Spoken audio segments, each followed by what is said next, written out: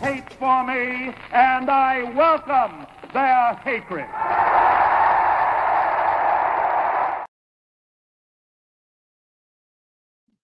What is up, everybody? This is kind of a very weird night to be doing this show, but I felt like I should do it live during St. Pete's uh, craziest hour that, in the history of the town, pretty much, because, it's very harrowing what they're going through right now. And I did have to work today, so I wanted to do it later anyways, but the show. So I also wanted to do it so that you out there, friends on Facebook, followers on Twitter, X, followers on Instagram, if you want to be a part of the show, hit me up. I'll have the chat running during the show. Comment. I'll send you the link if you want to join. And we can talk about what's going on and like just chat. Like I know this is a way for all of us right now. I'm 2,500 miles away from y'all, and I feel it. I've felt it the last couple of days. Um, you know that the community of St. Pete is going to go through a massive incident that will change the trajectory of the town, and it's very harrowing. And I'm struggling this far away to be able to see aunts and uncles, my parents, my brothers, cousins, lifelong friends, still there. And I'm thinking about you guys a lot, like a ton. All ever since Aline happened, I've been thinking about everybody, and it's a struggle, and I know it is. And what I'll do is I'm going to do the normal show, but if people want to come on and chat, talk about whatever, I'm down to do it. This is a open page, an open invitation to anyone out there on all the formats. Join, do whatever you want. If you just want to vent, if you're stressed out, talk. Some people I haven't heard from in forever. If you want to talk and say what's up, I'm all about it. So with that, let's do the show. It's week 7, so a lot has transpired, obviously, with the big upsets that happened last week, which were a ton. Missouri lost, Alabama lost to Vandy, Tennessee lost to Arkansas. So there was a ton going on last week, but this week offers even more than what last week had, because there are several big time matchups, the least of which, going all the way from Iowa State, West Virginia to Kansas State, Colorado, to all the way up to Florida, Tennessee, to Penn State, USC, to Ohio State, Oregon, a 2 versus 3 matchup. You don't get those very rarely. A 1 versus 2. Oh, there's my brother. Go Knowles, of course. He's got to say it, even though they're 1-5.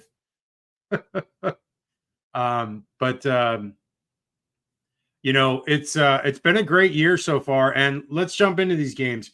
So the first game I have is South Carolina, Alabama.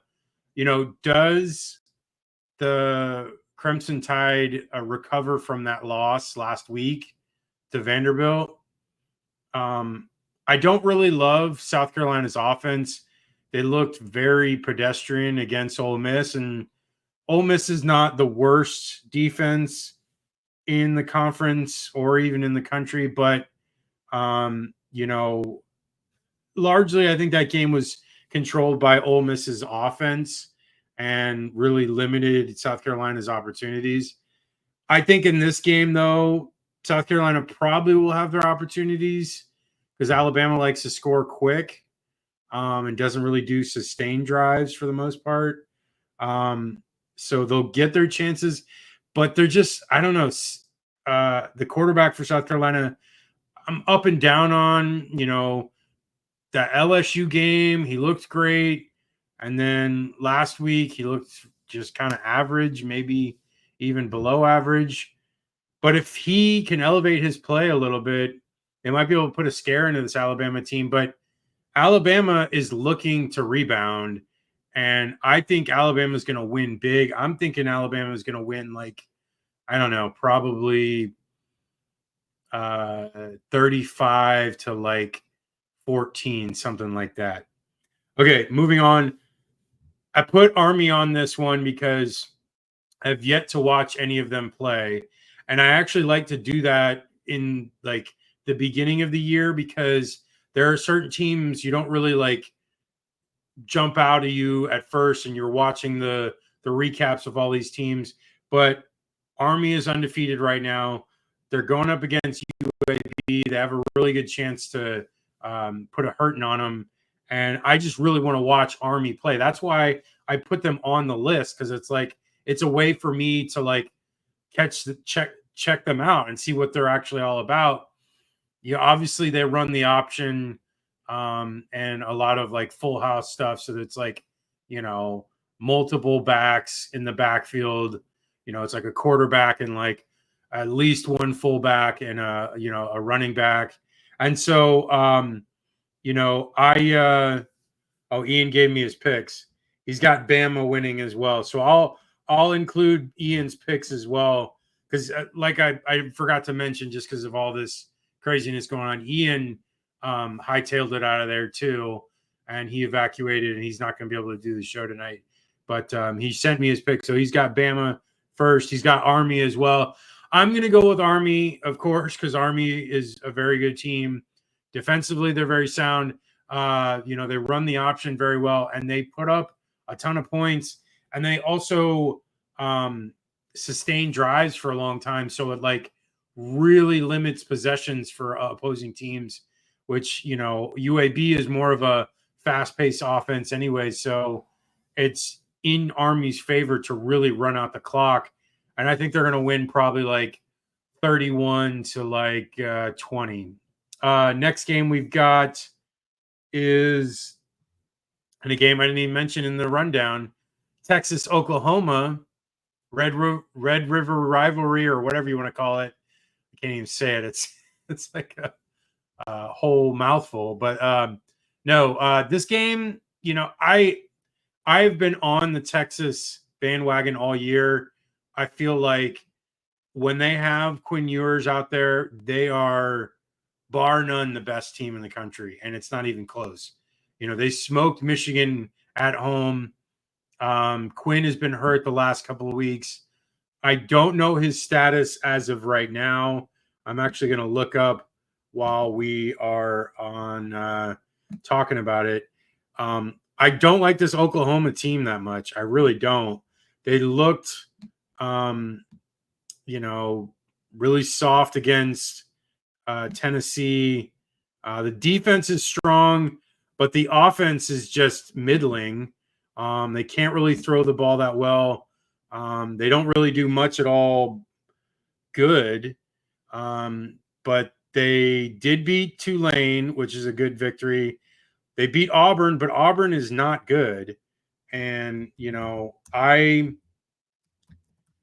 I don't know. I don't expect Oklahoma to put up much of a fight in this game. I think it'll be close at first. So I'm seeing sources tell Quinn fully participated in practice this week and is 100% healthy heading into Red River rivalry. One person says that Ewers has been balling in practice. Okay, so it looks like he's going to play from what this is, but I mean, this is orangebloods.com, which who knows who they are. They have 38,000 followers, so maybe this is right. I don't know. We'll see. But no, I like Texas a lot. Their defense is super, and their offense with Quinn Ewers is top notch. So, right now, the stats, hold in that favor as well because Texas, running the ball 191 yards a game, that is ridiculous. Defensively, they hold teams to 106 yards a game, and passing wise, they hold teams to 121 yards a game. OU only 128 yards rushing and 169 yards passing, so very limited. And I didn't even mention Texas's passing 322. So even though Quinn Ewers has been out the last couple of weeks, Arch Manning has come in and had tremendous games. The opponents weren't that great. It was Mississippi State, and I don't know who the other one was, but they've looked pretty good in those games. Now, this is a bigger opponent, obviously a rivalry game. There's a lot on the line here because Texas wins this, and they set up their next couple of games, Georgia, and I believe Florida. And, they've got a real opportunity to get to the SEC championship game and get that first round bye in the playoffs. So they're going to want this game. They're still undefeated with Quinn Ewers. I'm saying Texas wins this one. I'm going to say Texas wins probably 35 to 17. Okay, Ian, his pick is Texas. Yeah, I mean, we're on the same page so far. I'm very surprised Ian's next pick. I'll give my spiel on this because this is a team we cover. USC going up against Penn State. Penn State is undefeated coming to LA. I am not a big fan of this Penn State offense. Drew Allar, 5-star, whatever. People think he's amazing. He's never shown up in big games in his entire career. And he honestly has not done enough to really stand out in any way against any kind of opponent. Most of the time he does well against terrible opponents that have bad defenses, and he can pick them apart. The second he plays in Ohio State, a Michigan, someone with a pulse, he poops the bed, and that's just what it is. And I don't know. I mean, they have talent on that team. Singleton is a great running back. I can't remember the other running back's name, but they're very solid on the ground.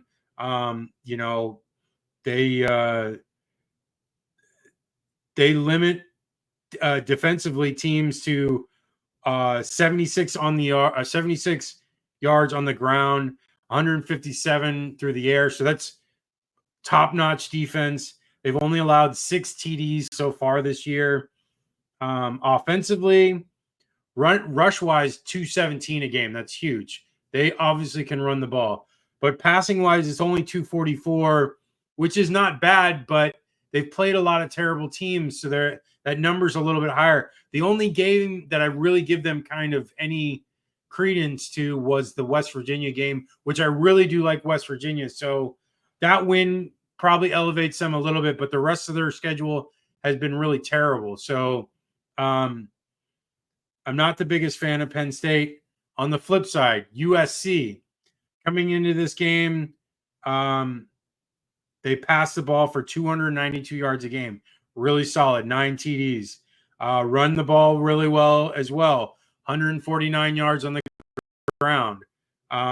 Defensively, they about middle of the road, 158 rushing, 157 passing, which passing is better than their rushing attack or rushing defense. USC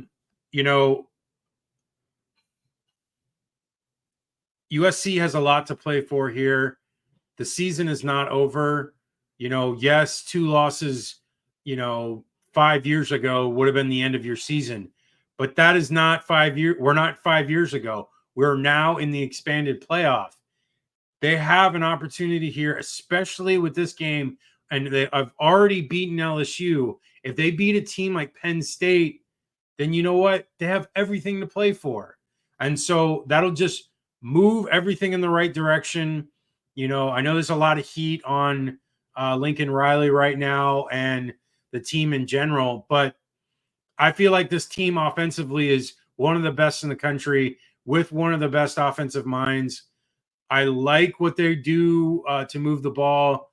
Their offense is dynamic. They have a lot of great wide receivers.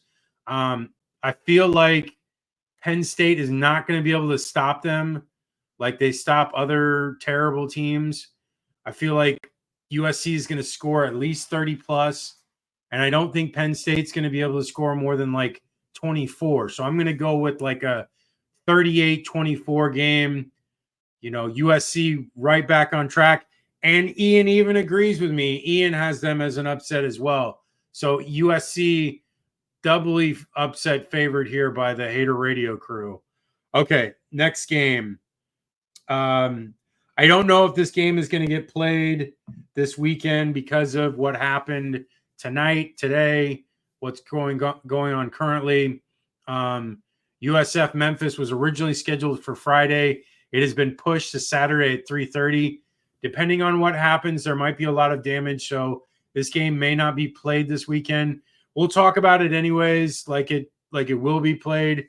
Ian has Memphis winning, which I'm not blaming him either. I feel like Memphis should win this game as well.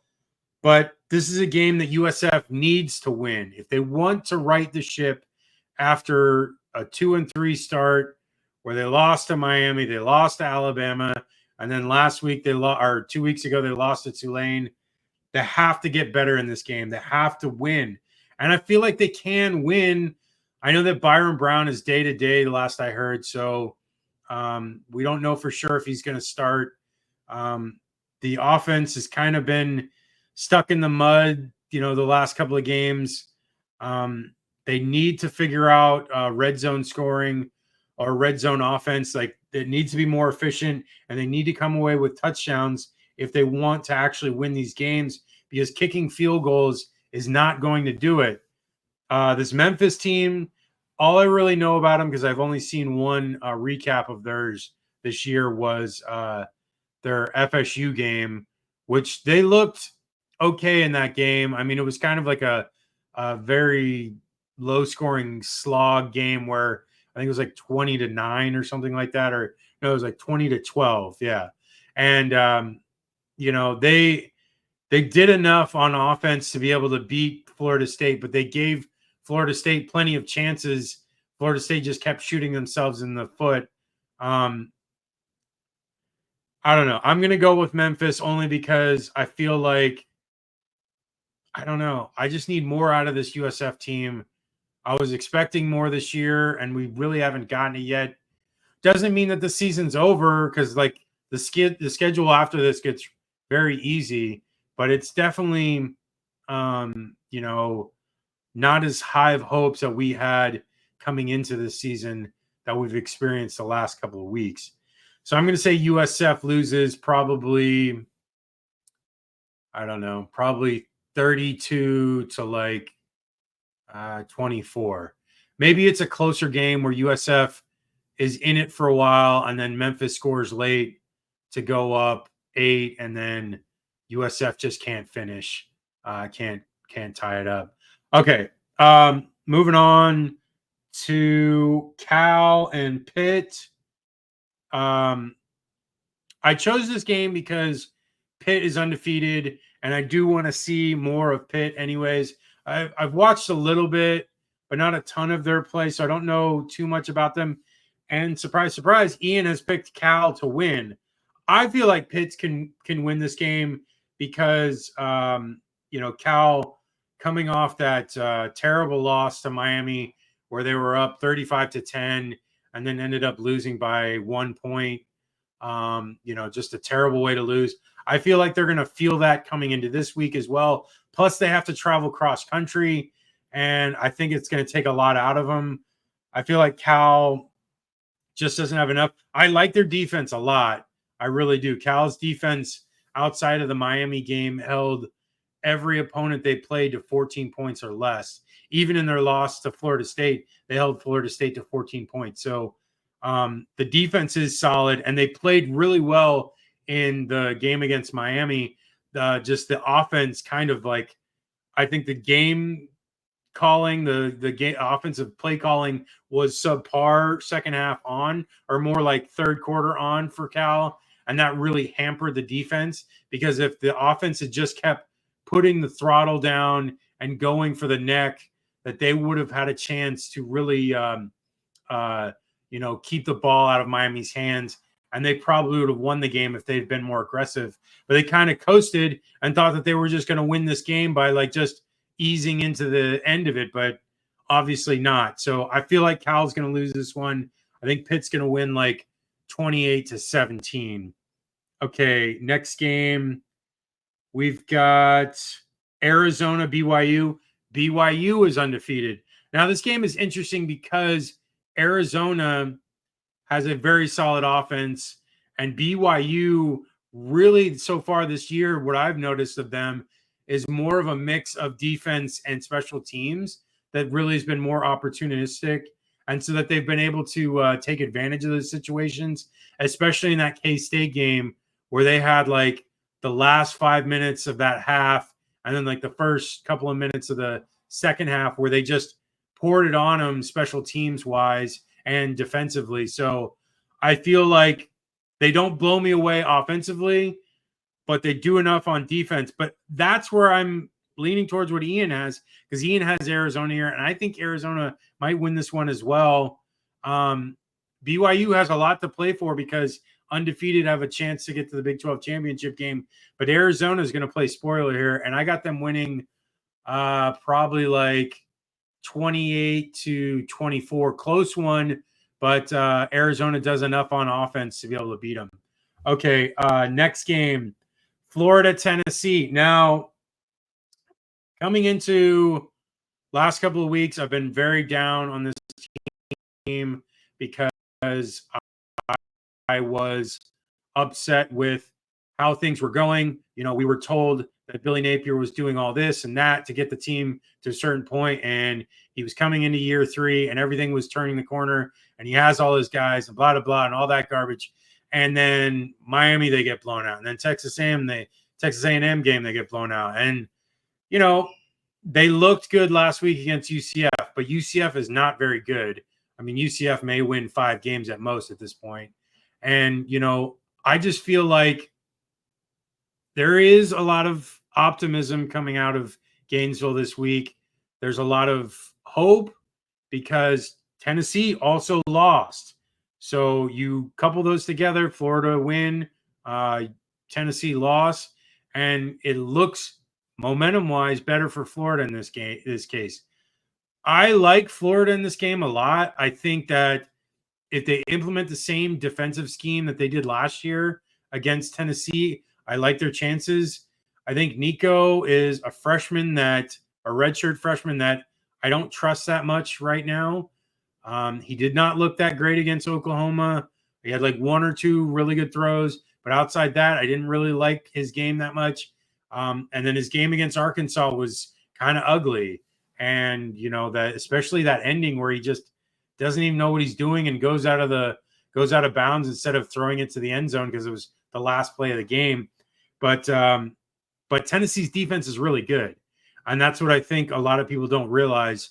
Probably one of the best defenses in the country. Second best defense, 227 yards allowed total. So that's really good. That is low numbers. Now, the offenses they've played have been putrid.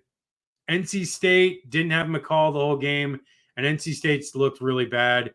You know, I knew that coming in because of the West Carolina game where they looked terrible there, and then they got smoked against Clemson as well. Oklahoma offensively is very subpar. And then Arkansas, I will say that's probably their best test so far because I really do like the Arkansas offense. I like Green for Arkansas, their quarterback. I think he's effective, and I think he did well against Tennessee, and that's why I picked them to have that upset. Now, coming into this game, you know, Graham Mertz more than likely going to start like what has been the last couple of weeks. DJ Lagway probably getting the 2-for-1 where he gets the third drive. And they're going to probably keep that the whole game. And I don't know if that's necessarily the right move. At this point, like, I really do appreciate what Graham Mertz has done for the team and done for the school. And he's played very well, but it's like I've said before, I just really want to see DJ Lagway. His ceiling is way higher and his floor is really high as well. So it's like I would rather take my chances with a kid with that high of a ceiling because, he could end up throwing for 350, 400 yards against Tennessee. We don't know. But Graham Mertz is not going to throw for that much. Like, he would be lucky to throw for 250. I think in last year's game, I think he threw for like 169 yards. But defensively for Florida, I like what they did last week, and I like what they did last year against Tennessee. So if they can continue that trend, their run fits were really good, and the run defense, and the coverage, their UCF doesn't have the greatest passing attack. So, Florida was able to really take advantage of that. But Jason Marshall had a great game, and Bryce Thornton had a really good game in coverage.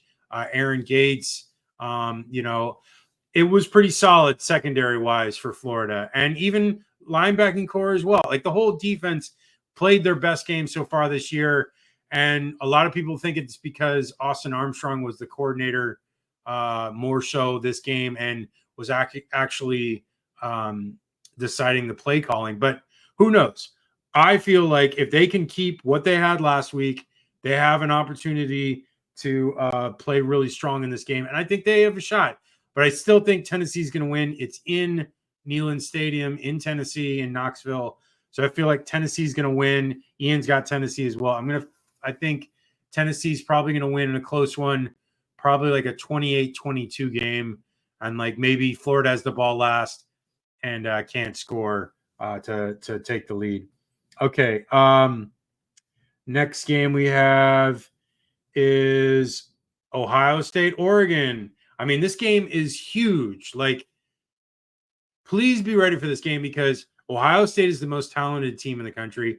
Oregon is probably, I don't know how to describe them because their offense is solid. Dylan Gabriel, hasn't really shown out because most of his games have not been on prime time or most of his games have been later. So people haven't been really paying attention to Oregon that much. But I feel like Oregon has a really solid defense and a very potent offensive attack. They have Ohio State, offensively puts up a ton of yards, 222 rushing yards per game, 288 through the air. Their defense, just solid, 72.6 on the ground they allow, and 129 through the air. Again, the teams that Ohio State has played so far have not been that tough. Oregon's probably played a little bit tougher of opponents. Boise State and UCLA. UCLA's kind of floundered. But Oregon, 164 yards on the ground they've given up, and 294 through the air. Oh, no, this is their offense, sorry. And then defensively, they've only given up 101 yards rushing and 162 passing. So both of these teams very similar defensively, stat-wise. Offensively, I feel like Oregon is more dynamic because I like Dylan Gabriel over Will Howard for Ohio State. As far as overall, though, because Ohio State still has Quinshon Judkins and Jeremiah Smith, and those guys are, NFL ready. So I know there's a lot of players on Oregon offensively that I can't name right now, but that definitely stand out. I feel like it's a home game for Oregon, and I'm trying not to look at Ian's pick. I feel like Oregon can win this game. I think it's going to be close. I think a 35-30 game. And yeah, that's what I got. 35-30 Oregon. And Ian's got Ohio State, so we're split. So there you go.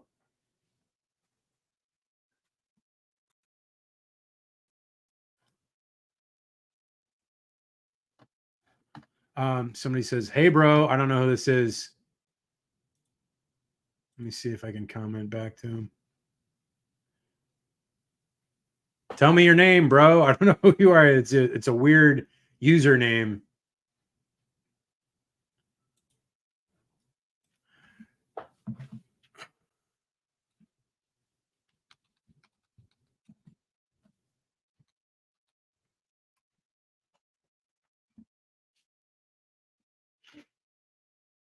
Okay. Let's move on to what's the next game? Ole Miss LSU, another big game that I didn't mention in the opening. This is a coin flip game. Like this game could go either way. Both of these offenses are really good. You know, LSU has more talent overall on both sides of the ball, but Ole Miss definitely can score really quickly. And I think I like Jackson Dart more than I like Nussmeier. This game's going to be close. Ole Miss's loss to Kentucky probably woke them up quite a bit. And, LSU, ever since that opening game against USC, has really rebounded really well. They were off last week, so they were able to get right and get healthy to get into this game. And this is a big rivalry game between Ole Miss and LSU. So I expect, Baton Rouge, Death Valley, Tiger Stadium to be, explosive. It's going to be a crazy environment. And I feel like, I don't know if Ole Miss is going to be ready. I think they're good enough to win this game, but I feel like because LSU is at home, I think I favor them here. Ian has Ole Miss, but I'm going to take LSU because it is a home game. I'm going to say LSU wins probably like 38 to like 35. It's going to be a high scoring game, back and forth, and it's going to be a fun one. I really like this. Will probably be the best game of the day. Watch, I'm wrong, and it's a complete blowout. But no, I feel like it could be a really good game, and I like LSU in this one. I don't like their defense, but their offense is good enough to score against this Ole Miss defense. And I think they're able to take advantage of it. Okay, next game, Vanderbilt, Kentucky. I put this one on here because got to talk about Vandy. After that huge win against Alabama, do they come back? Do they build off that momentum? Do they get after this Kentucky team that has a really good defense and probably a okay subpar offense? I like Pavia here, man. He's a solid quarterback. The kid can command the offense. He's athletic. He's got touch. He makes good throws. He's very smart. Limits mistakes. This kid is good. Like if you have not watched Vanderbilt play, they have a real quarterback. The rest of the team offensively, whatever, but like he stands out. Like you can see on the film, like he is making plays all over the place. And the defense is sound. So like I can see Vanderbilt holding Kentucky to like 17 points or less. And I feel like Vandy's going to score like at least 24, maybe 28. So I'm going to go Vanderbilt, and Ian's going Vanderbilt as well. 24-15. That's what I got. Okay. Someone just said just bumping the numbers. I appreciate that. I do appreciate that. Whoever you are. Thanks, man.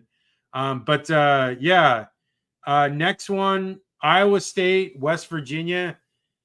I love this game because these two teams don't get talked a lot about in playoff talk, especially Iowa State, whatever reason, it's just there's not a lot of publicity about them like ever.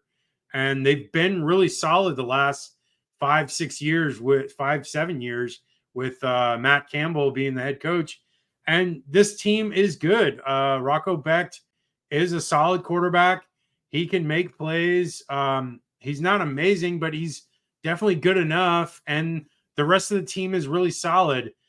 I really like Garrett Green in the offense with West Virginia, though. I'm a big fan of theirs. They lost those games against Penn State and Pitt, but you know what? Penn State and Pitt are undefeated. So, those are not terrible losses. And they didn't look like dog crap in those games. They were competitive. And I like West Virginia in this game. Ian does too. I like West Virginia. I'm going to say a 34 to 24 game. All right, next one. Minnesota, UCLA. One of the other teams we cover USC, USF in Tampa, and Florida besides UCLA. So UCLA, Minnesota. Minnesota played USC last week, wins. Now they have to come back and fly to LA to play UCLA. A lot of these Big Ten teams, they're getting that one team from LA where at their place and then having to travel to LA and then the flip flop. Or the inverse of that. It's their whole both USC and UCLA schedule completely mirrors of each other, which is funny. So UCLA finally made the change. Justin Martin is the quarterback. He looked better in the game. It was not completely out of reach against Penn State for most of that game. Not until the end of the third quarter. But he commands the offense better. He's more athletic than Garbers, and Garbers was just making too many interceptions. You can't have that. You cannot, especially a team like this where relies more on their defense. If you can hold on to the ball, make less mistakes, you have a better opportunity of winning these games. I'm going to go with Minnesota here, though, and Ian did too. I feel like Minnesota is riding high right now. They beat USC, which I feel like is a really good team, and I feel like they're going to dominate UCLA. It's going to be a 34-17 game, and but maybe UCLA will surprise me. Maybe Justin Martin has a game at home, and he really takes off, and they win 24-20. But right now, I feel like Minnesota is a better team, and they'll take advantage of the situation. UCLA, though, figuring things out, maybe playing for next year, considering I think they're either 1-4 or 1-5, which not a good start. Definitely not a good start. All right, last couple of games. Actually, last game, Kansas State, Colorado. I don't like the media hype behind Colorado. I realize there's talent there. Shedeur Sanders is obviously very talented. Travis Hunter is one of the most amazing two-way players we've ever seen. Some of the receivers for Colorado I like. Defensively, I'm not the biggest fan of Colorado as a whole.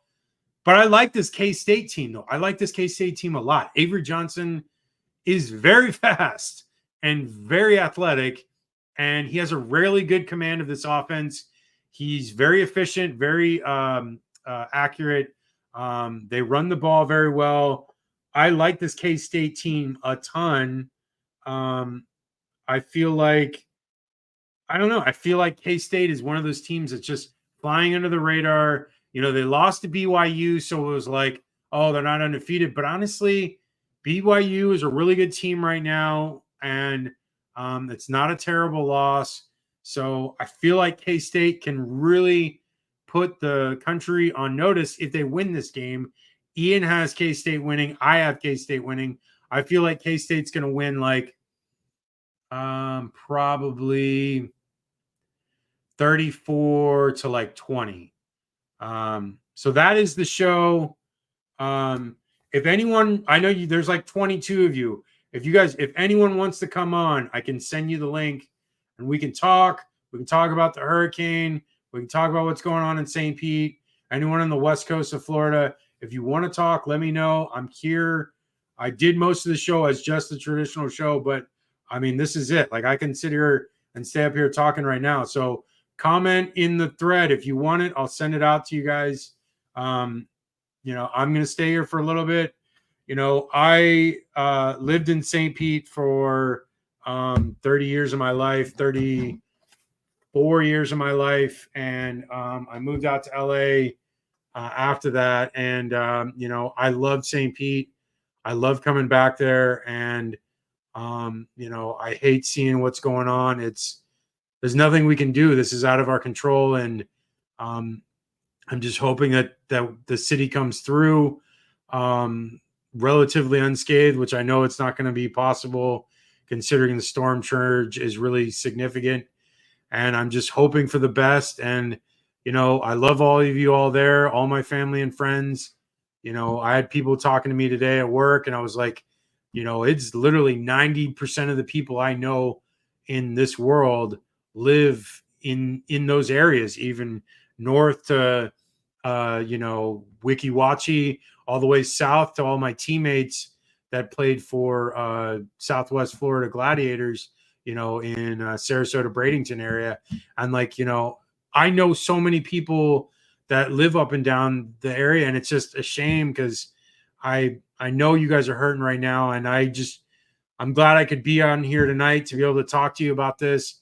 Anyone want to talk, let me know. I'll put you on. Just all you have to do is send the link. You can get on with your camera phone on your phone. It's real easy. If you want to talk, it's up to you. I'm going to leave it on for like another 10 minutes while I sit here and talk. But my wife's going out there crazy because the Dodgers are playing. So I don't even know the score. I hope they're winning because she's going to be upset if they lose. But no, it's I'm, my brother was telling my mom that the last like 10 days has been on like rescue missions, helping people and helping people when they're flooding at their houses, and then helping help move stuff out of people's houses. And, I'm, all the guys and gals that I know that have been dealing with it, and just everybody, family members, whatnot. And it's been crazy. Helene was a very terrible hurricane, and, it's just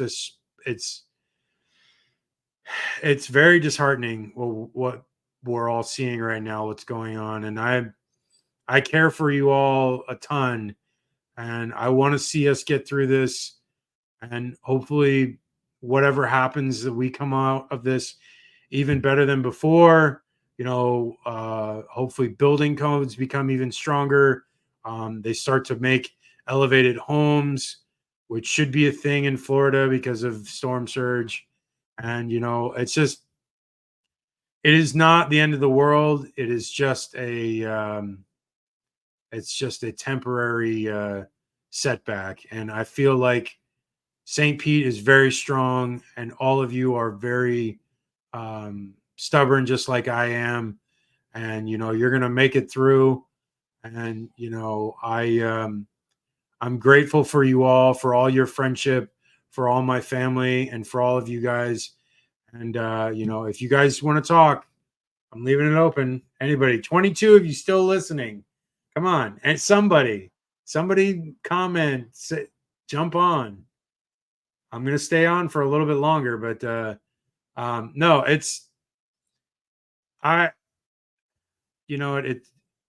all I can say is I'm hoping for you guys. I'm praying for y'all. Hopefully we can get through this. And, I know you can. I know you're all strong. And, just a little bit longer, then I'm going to hang up. I'm going to come off of this. But it's at 23 of you. Come on. There's 23 people watching this. If you're watching this, comment, like it, something, like it'll show up, and then I can talk to you that way. Nobody's commenting. I'm just using this as a way to a way to reach out to everyone, because as much as I see everyone's posts on Facebook and everything, I just figure this is a way, as an avenue to vent, to just talk about whatever, to distract you from what's going on. I mean, I don't even know, because it's like, honestly, the weather is so bad right now. I don't know how many people have internet, which hopefully most of you have cell phone coverage, which that's going to become huge, because it's like, if the Wi-Fi is gone, at least you have the phone to be able to reach people. I don't know. Anybody, come on, comment. Somebody comment. All you have to do is comment on any of the formats that I have, and it'll come right up, and I can chat with you. I don't know. 24 of you now. Come on, somebody. Anybody. All right. All right. Well, that's it. I left it open. I just wanted to see if anyone would have talked tonight. I'm praying for y'all. We'll get through this. We'll be even better on the after all this is over.